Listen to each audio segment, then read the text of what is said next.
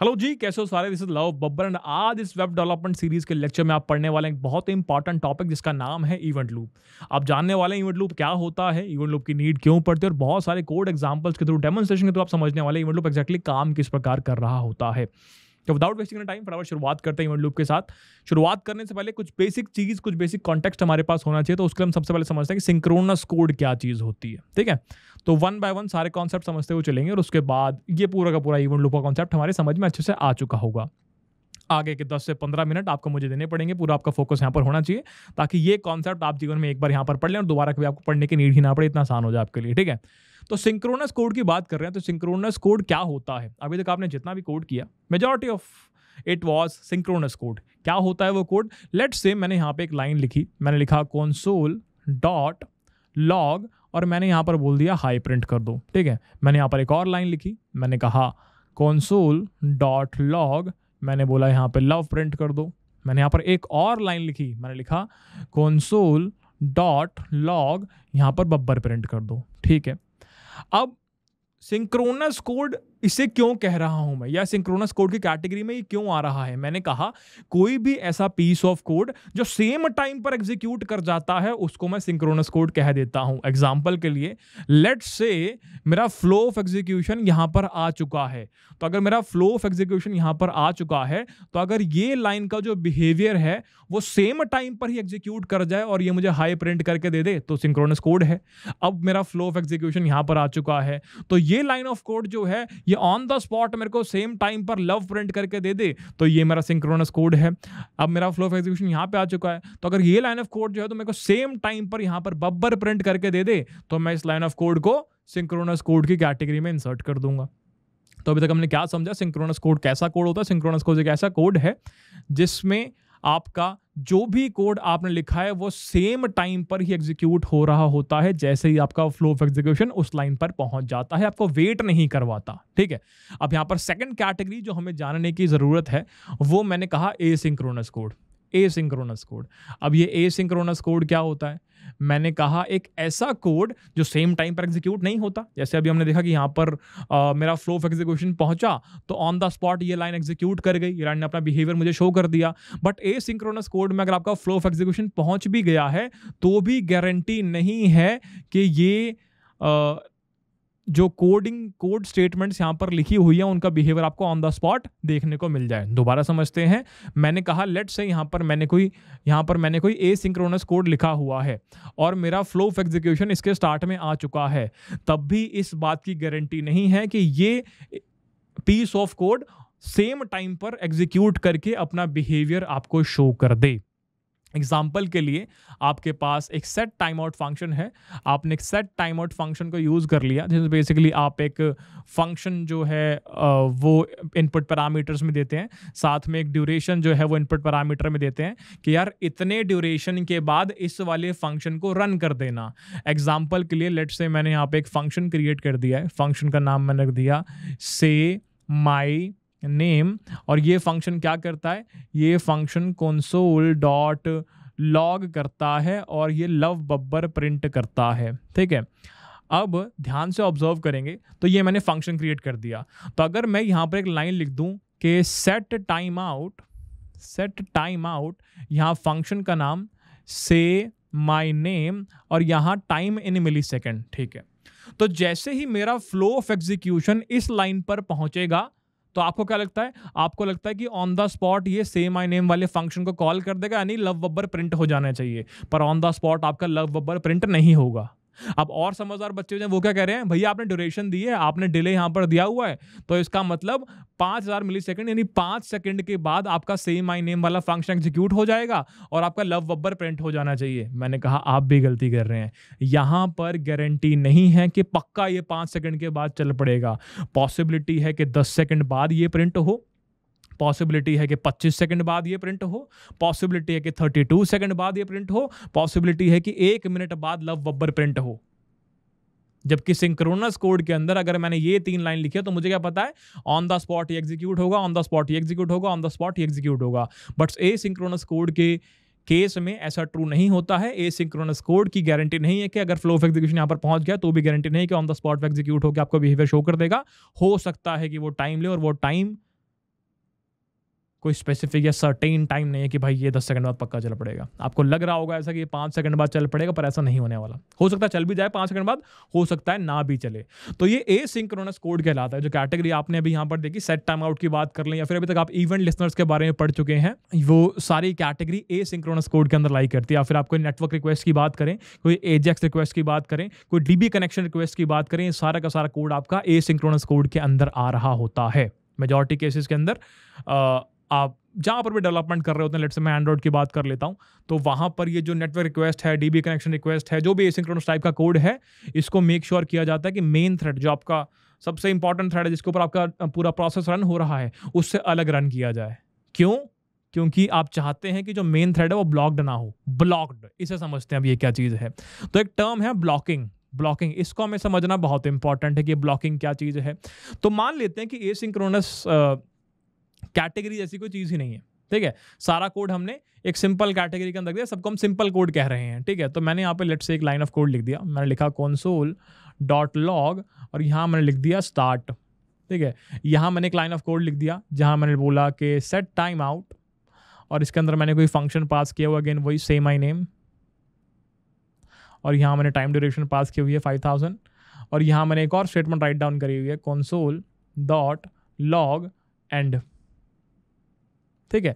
तो यहाँ से आप ऑब्जर्व करोगे यहाँ पे कि ये लाइन पे आपका एग्जीक्यूशन पहुंचा तो आपने on the spot start print कर दिया। ये लाइन पे आपका एग्जीक्यूशन पहुंचा, आपने 5 सेकंड वेट किया, 5 सेकंड वेट करने के बाद ये फंक्शन कॉल किया, इस फंक्शन ने आपका नाम जो भी था लव बब्बर प्रिंट करा दिया। फिर इस लाइन पे आप पहुंचे, आपने एंड प्रिंट कर दिया।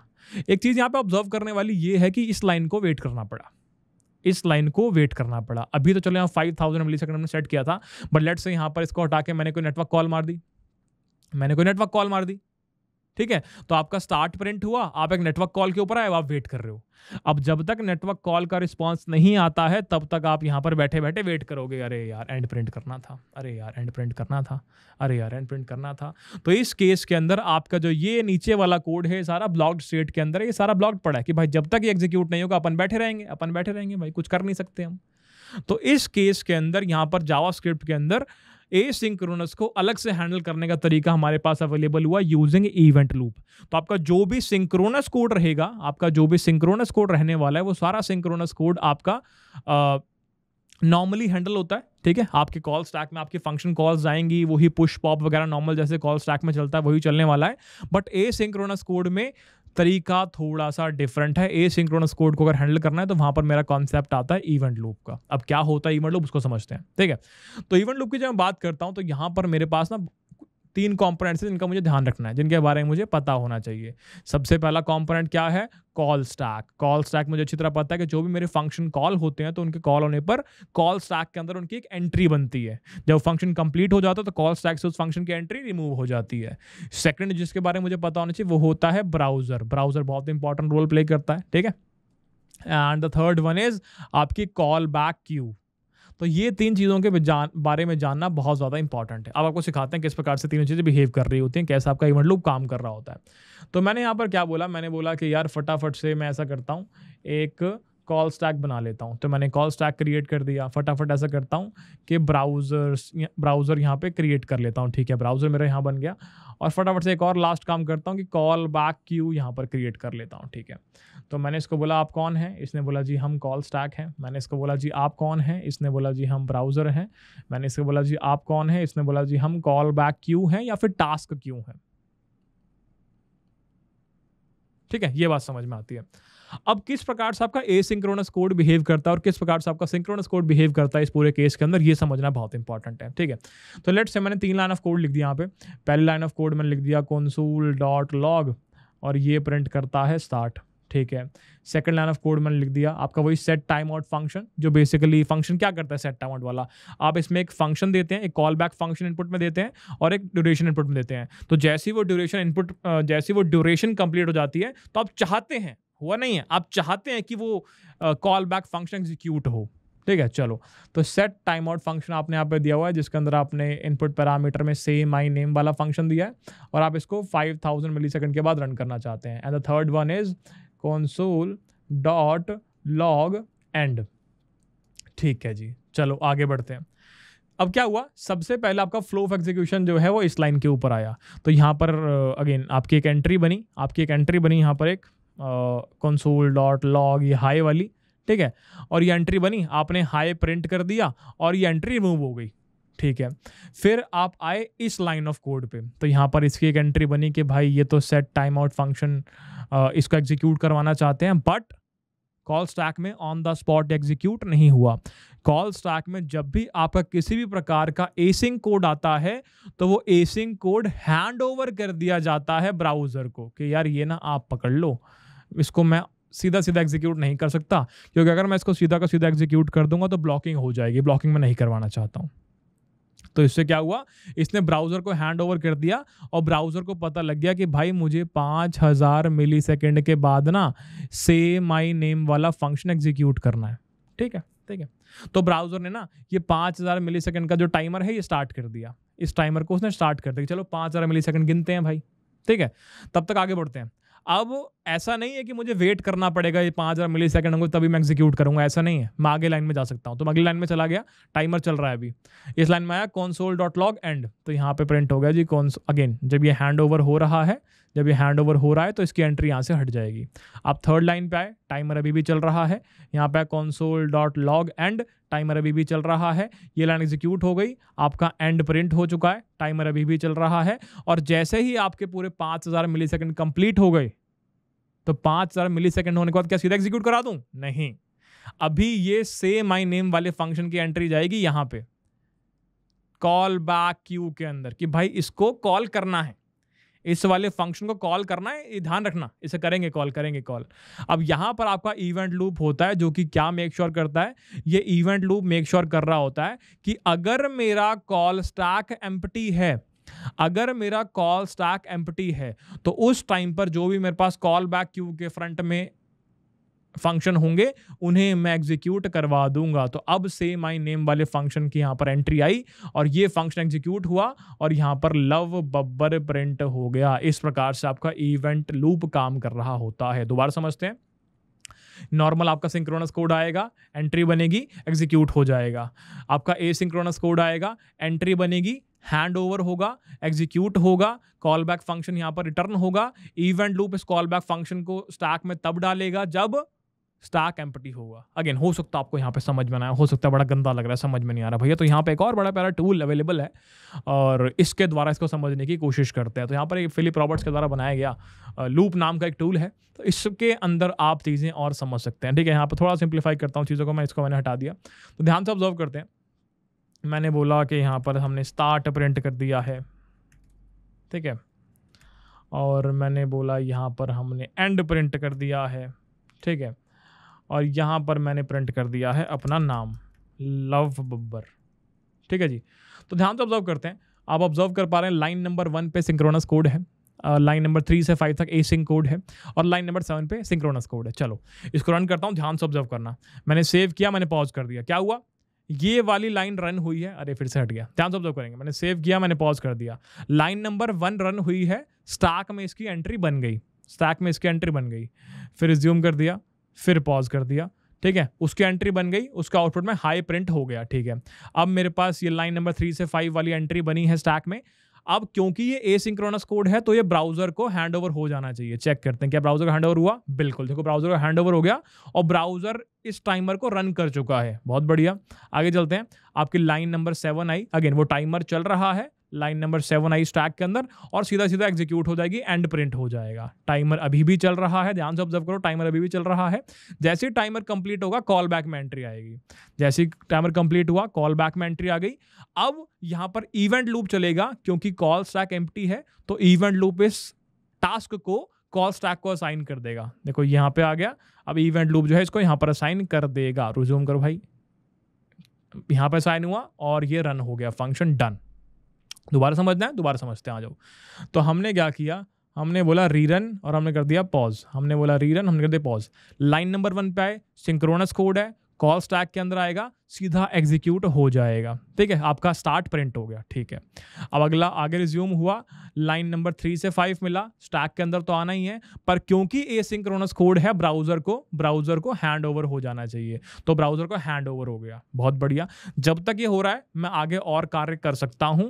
तो वापस आया, लाइन नंबर 7 को पकड़ के मैंने स्टैक को प्रोवाइड कर दिया, क्योंकि सिंक्रोनस कोड है, ऑन द स्पॉट एग्जीक्यूट हुआ, और आपका जो एंड है ये एंड प्रिंट हो गया। टाइमर अभी भी मेरा चल रहा है। जैसे ही टाइमर कंप्लीट होगा, कॉल बैक क्यू में इसकी एंट्री बन गई। कॉल बैक क्यू में एंट्री बनी, क्योंकि कॉल स्टैक एम्प्टी है तो इसके अंदर स्टैक के अंदर इसकी एंट्री वापस आ गई। आपका ये वाला फंक्शन, टाइम आउट वाला फंक्शन एग्जीक्यूट हो गया। इसके अंदर स्टेटमेंट थी console.log love बब्बर, और वो यहां पर आपने स्टैक के अंदर डाल के एग्जीक्यूट करवा दी। नहीं समझ आए, दोबारा समझते हैं, लास्ट टाइम। चलो आ जाओ, स्पेलिंग ठीक करते हैं पहले एक बार, दोबारा समझते हैं। हमने बोला सेव एंड रन, पॉज किया, लाइन नंबर 1 सिंक्रोनस कोड है, सिंक्रोनस कोड आपका कॉल स्टैक के अंदर, यहाँ पर सीधे से एग्जीक्यूट होगा, आपका स्टार्ट प्रिंट हो जाएगा। बहुत बढ़िया, स्टार्ट प्रिंट हो गया। फिर से पॉज करता हूँ, रिज्यूम करता हूँ, लाइन नंबर 3 से 5 आपका एसिंक्रोनस कोड था, स्टैक में एंट्री बनी, एसिंक्रोनस कोड था तो इसको ब्राउजर में हैंड ओवर कर दिया गया। ब्राउजर ने इसका टाइम आउट स्टार्ट कर दिया कि भाई 5 सेकंड तो अपने को, या जो भी है, हाँ 5 सेकंड जो है अपने को वेट करना ही पड़ेगा। तब तक, जब तक ये चल रहा है, मैं आगे और कोड एग्जीक्यूट कर सकता हूं। तो लाइन नंबर 7 को पकड़ा गया, सिंक्रोनस कोड है, स्टैक के अंदर आया, सीधा सीधा एग्जीक्यूट हो जाएगा, एंड जो है वो प्रिंट हो जाएगा। बहुत बढ़िया। टाइमर चल रहा है, टाइमर कंप्लीट होते ही आपके इस फंक्शन की एंट्री कॉल बैक के अंदर आ गई। ठीक है, अब क्योंकि कॉल स्टैक आपका एम्प्टी है, जब आपका कॉल स्टैक एम्प्टी होगा तभी आपके इस एसिंक्रोनस कॉल बैक मेथड को, इस कॉल बैक को, इस टास्क को आपके कॉल स्टैक के अंदर डाला जाएगा। क्योंकि मेरा कॉल स्टैक एम्प्टी है तो इस टास्क को यहाँ पर डाल दिया जाएगा। चेक करते हैं। ठीक है, तो चल चल चल चल चल, बढ़िया। तो यहाँ पे टास्क आ गया। अब टाइम आउट वाला फंक्शन एग्जीक्यूट होना शुरू हो जाएगा, क्योंकि स्टैक के अंदर आ चुका है। ठीक है, अब एग्जीक्यूट होना शुरू हुआ, इसके अंदर console.log love बब्बर आ गया। तो console.log love बब्बर की एंट्री यहाँ पर बनेगी, और वह एंट्री यहाँ पर बन के सीधा सीधा एग्जीक्यूट हो जाएगी। बनी, हो गया एग्जीक्यूट, खत्म। ये कहानी थी। एक बार अपन थोड़ा कैनवस पे समझने की कोशिश करते हैं लास्ट टाइम, और आई थिंक इस बार क्लियर हो जाना चाहिए, मज़ा आएगा आपको। ठीक है जी, चलो तो एक बार समझते हैं कि वहाँ पर हुआ क्या। तो मैंने फिर से यहाँ पर एक स्टैक क्रिएट कर दिया, मैंने फिर से यहाँ पर एक कॉल बैक क्यू बना दी, और मैंने यहाँ पर एक ब्राउज़र क्रिएट कर दिया। चलो ठीक है, तो मैंने बोला जी आप हैं कॉल स्टैक, मैंने बोला जी आप हैं कॉल बैक क्यू, और मैंने बोला जी आप हैं ब्राउज़र। ठीक है, तो मैंने बोला console.log love, और फिर मैंने बोला console.log बब्बर, और फिर मैंने बोला कि यहाँ मैंने लेट से कोई सेट टाइम आउट फंक्शन लगा दिया, जिसके अंदर मैंने फंक्शन रखा हुआ है, कॉल बैक फंक्शन रखा हुआ है, से माई नेम 3000 मिली सेकेंड, और फिर मैंने यहाँ पे console.log कर दिया मनीष। अब देखते हैं कैसे रन करेगा ये। तो सबसे पहले आपका फ्लो ऑफ एग्जीक्यूशन पहुंचा console.log love पे, तो यहाँ पर एक एंट्री बन गई console.log love की, क्योंकि सिंक्रोनस कोड था आपका, ऑन द स्पॉट आउटपुट के अंदर लव प्रिंट हो गया, और ये एंट्री यहाँ से डिलीट हो गई। अब मेरा फ्लो ऑफ एग्जीक्यूशन पहुंचा console.log बब्बर पे, मैंने इसको स्टैक के अंदर इंसर्ट किया console.log बब्बर को, क्योंकि सिंक्रोनस कोड है तो ऑन द स्पॉट एग्जीक्यूट हुआ, बब्बर प्रिंट हो गया, और एंट्री यहाँ से हट गई। अब मेरा फ्लो ऑफ एग्जीक्यूशन पहुंचा सेट टाइम आउट पे, तो इसकी एंट्री बनी यहाँ पे कि ये मेरा सेट टाइम आउट है, और इसके अंदर कॉल बैक फंक्शन से माई नेम है, जो कि 3000 मिली सेकेंड के बाद चलने वाला है। अब क्योंकि ये एसिंक्रोनस कोड है तो ये हैंड ओवर हो गया, ये हैंड ओवर हो गया आपके ब्राउजर को कि इसको हैंडल कर लो भाई, क्योंकि ब्राउजर के पास इसका सपोर्ट है, ब्राउजर के पास आपके सेट टाइम आउट का सपोर्ट है, वो इसको हैंडल कर सकता है। तो आपने बोला कि भाई मेरे पास सेट टाइम आउट आया हुआ है, मेरे पास सेट टाइम आउट आया हुआ है, जिसके अंदर मैं से माई नेम वाले फंक्शन को रन करूंगा 3000 मिली सेकेंड के बाद। तो जो जैसे ही ये हैंड ओवर हो गया तो इसकी एंट्री यहाँ से डिलीट हो गई। ठीक है, अब ये टाइमर स्टार्ट हो चुका है, अब ये टाइमर स्टार्ट हो चुका है, जब तक ये चल रहा है तब तक आगे कोड हम रन कर सकते हैं, स्टैक में डाल सकते हैं। अब मेरा फ्लो ऑफ एग्जीक्यूशन आया, यहाँ पे टाइमर चल रहा है, ये मेरा स्टैक के अंदर एक एंट्री क्रिएट हुई console.log मनीष की, अभी भी टाइमर चल रहा है क्योंकि 3 सेकंड कंप्लीट नहीं हुए। अब क्योंकि सिंक्रोनस कोड था तो ये रन हो गया, और आपका प्रिंट हो गया मनीष। ठीक है जी, अभी भी टाइमर चल रहा है। अब जैसे ही आपका ये 3 सेकंड कंप्लीट होंगे तो आपका ये से माई नेम वाला जो फंक्शन है, इसकी एंट्री कॉल बैक क्यू के अंदर आ जाएगी कि चलो भाई इसकी एंट्री यहाँ पर बना दो। अब जितने भी टास्क आपके इस कॉल बैक क्यू के अंदर है वो सभी तभी रन हो पाएंगे जब वो कॉल स्टैक के अंदर जाएंगे। और वो टास्क कॉल स्टैक के अंदर कैसे जाएंगे? वो कॉल स्टैक के अंदर इवेंट लूप के द्वारा जाएंगे। और इवेंट लूप उनको कॉल स्टैक में कब डालेगा? सिर्फ तभी डालेगा जब कॉल स्टैक एम्प्टी होगी, यानी कि जब सारा सिंक्रोनस कोड रन हो चुका होगा। ठीक है जी। तो इसका मतलब क्या है कि जैसे ही कॉल स्टैक एम्प्टी हुई, जैसे अभी आप देख पा रहे हो कोई भी एंट्री नहीं है, सारी एंट्री डिलीट हुई पड़ी है, कॉल स्टैक एम्प्टी है, तो इवेंट लूप ने फटाफट इस से माय नेम की एंट्री को यहां पर डाल दिया।